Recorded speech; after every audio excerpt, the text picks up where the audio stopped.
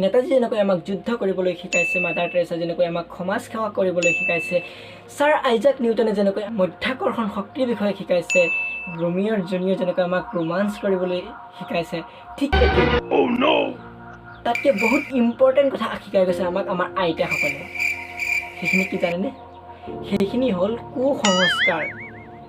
যেনে এটা ল'ৰাৰ মাথাত দুটা কুণ্ডলী থাকিলে তাৰ দুখন বিয়া হ'ব, এজনী ছোৱালী যোৰা লগোৱা কল খালে তাৰ যমজ সন্তান হ'ব, আপোনাৰ হাতত তলত সজোৱালে আপোনাৰ পইচা বেছি খৰচা হ'ব, আপোনাৰ ভৰিৰ তলত সজোৱালে আপুনি বিদেশ যাত্ৰা কৰিব, আনকি আপুনি ৰাস্তাৰে গৈ থাকোঁতে যদি এজনী মেকুৰী আপোনাৰ আগফালে গুচি যায়, অকণমান সময় ৰৈ নিদিয়ে, তেতিয়াহ'লে আপোনাৰ অমংগল হ'ব। বন্ধুসকল, এনেধৰণৰ বহুতো কুসংস্কাৰ আমাক আমাৰ আইতাসকলে অতি দায়িত্ব সহকাৰে, অতি যত্ন সহকাৰে আমাক শিকাই থৈ গৈছে।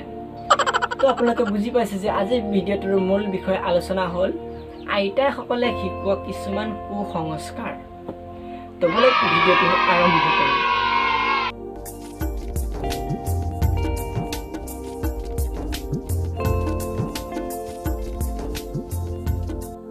বন্ধুসকল, আপোনালোকে জানেনে যে ছালমান খানৰ কিয় এতিয়ালৈকে বিয়া হোৱা নাই? কাৰণ ছালমান খানক তেওঁৰ আইতাকে কোৱা নাছিলে যে এখন গালত চৰ মাৰিলে বিয়া নহয়। আৰু সেই বেচেৰা ছালমান খান সৰুৰে পৰা এখন গালত চৰ খাই খাই ডাঙৰ হৈছে। মানে যদি ছালমান খানৰ আইতাকে তেওঁক এবাৰ কোৱা হ'লে যে বাবু, যদি কোনোবাই তোমাক এখন গালত চৰ মাৰে তেনেহ'লে আনখন গালো পাতি দিবা, নহ'লে তোমাৰ বিয়া নহ'ব, হয়তো আজি ভাৰতবৰ্ষৰ বহুত সৰু এটা ছালমান খান ঘূৰি ফুৰিলে হয়। এই হ'ল আমাৰ কুসংস্কাৰ। এবাৰ আমাৰ আইতাই পূজা দি আহিলে, মোক প্ৰসাদ ল'বলৈ ক'লে, মই বাওঁ হাতখন পাতি দিলোঁ। আইতাই ক'লে, নাপায় বাবু, বাওঁ হাত দি প্ৰসাদ ল'ব নাপায়, কাৰণ তুমি বাওঁ হাত দি হাগি পেলাই পোকৰ চাফা কৰা। বন্ধুসকল, এতিয়া তোমালোকে কোৱাচোন, আইতাক কোনে বুজাব যে মই সোঁ হাত দি? তোমালোকেতো বুজিয়ে পাইছে বন্ধুসকল। এই হ'ল আমাৰ কুসংস্কাৰ। তো বন্ধুসকল, এবাৰ আমাৰ ঘৰলৈ ছাৰ আহিলে, মোৰ টিউশ্যন ছাৰ আহিলে। ছাৰ অহাৰ পিছত ক'লে, পৱন, পানী এগিলাচ লৈ আহা। বিশ্বাস কৰা বন্ধুসকল, সেইদিনাখন আমাৰ ঘৰত একোপাল পানী আছিলে, না খোৱা পানী, ঘৰত খোৱা পানী আছিলে, না টেংকিত পানী আছিলে খোৱা পানী। কি কৰোঁ ভাবি ভাবি লাষ্টত মই এটা বোতলত পেচাব কৰি ছাৰক খাবলৈ দিলোঁ। ছাৰে মুখত দি গোন্ধা কি, সিহঁতে মোক পেচাব কৰা পানী খাবলৈ, পেচাব দিলে মোক খাবলৈ। মই ছাৰক ক'লোঁ, ছাৰ আমাৰ ঘৰত পানী নাছিলে দিবলগীয়া পানী। তেতিয়া ছাৰে ক'লে, তো মানা কৰি দিব পাৰিলিহেঁতেন না।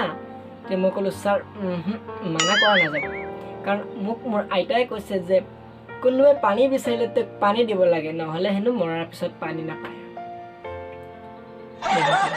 সেয়া হ'ল আমাৰ কুসংস্কাৰ। বন্ধুসকল, আপোনালোকৰ বহুতে হয়তো জানে, মোৰ এজন ফ্ৰেণ্ড আছে, তাৰ নাম হ'ল চানি। তাৰ বিয়াৰ পিছদিনাখন ৰাতিপুৱা বিচনাত তাৰ পত্নীয়ে এডাল চুলি পালে।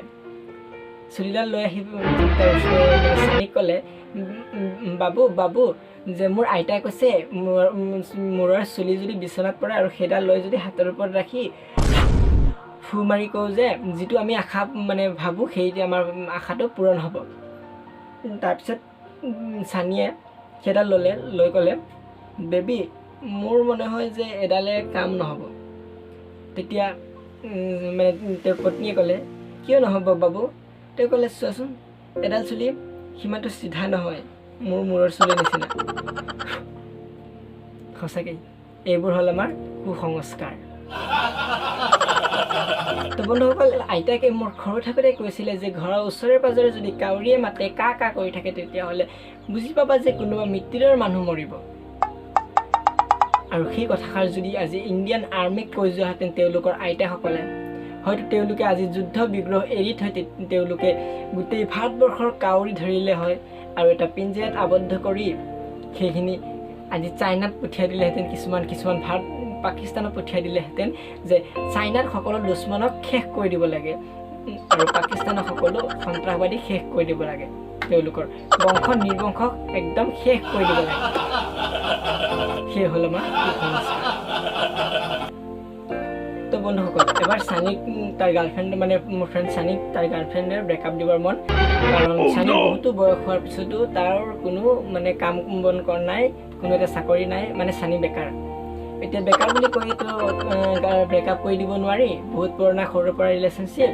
তো এবাৰ চানিৰ গাৰ্লফ্ৰেণ্ডক তাৰ ফ্ৰেণ্ড এজনীয়ে ক'লে যে তই যদি কাৰোবাক ৰুমাল গিফ্ট কৰ তেতিয়াহ'লে তোৰ তাৰ লগত ৰিলেশ্যনশ্বিপটো বেয়া হৈ যাব বেছ তাৰ পিছদিনাখনৰ পৰা সদায় চানীৰ গাৰ্লফ্ৰেণ্ডে তাক এখন ৰুমাল গিফ্ট কৰে সদায় এখন ৰুমাল গিফ্ট কৰে প্ৰায় 3 মাহমান হোৱাৰ পিছত সদায় এখন ৰুমাল গিফ্ট কৰাৰ পিছত কৰি থাকে প্ৰায় 3 মাহমান পিছত চানীয়ে তাৰ গাৰ্লফ্ৰেণ্ডক সুধিলে বেবী তুমি মোক সদায় কিয় ৰুমাল গিফ্ট কৰি আছা তেতিয়া তেওঁ অবেষ্ট কৰি দিলে যে মোৰ ফ্ৰেণ্ড এজনী ক'লে যে কাৰোবাৰ ৰুমাল গিফ্ট কৰিলে তাৰ ব্ৰেকআপ হয় আৰু তোমাৰ লগত মই ব্ৰেকআপ কৰিবলৈ মন বা সম্পৰ্ক বেয়া হয় তোমাৰ লগত মোৰ ব্ৰেকআপ কৰিবলৈ মন তেতিয়াহ'লে আৰে বেবী কি কোৱা মইতো বেকাৰ নহয় মোৰ দোকান কৰোঁ বিজনেছ কৰোঁ তেতিয়া ক'লে কি বিজনেছ কৰা তুমি ইমান দিনতো কোৱা নাছিলা তেওঁ ক'লে মই ৰুমালৰ বিজনেছ কৰোঁ চোৱাচোন মোৰ কিমান এখন ৰুমালৰ দোকান হৈ গ'ল এখন মোৰ ডাঙৰ ৰুমালৰ দোকান আছে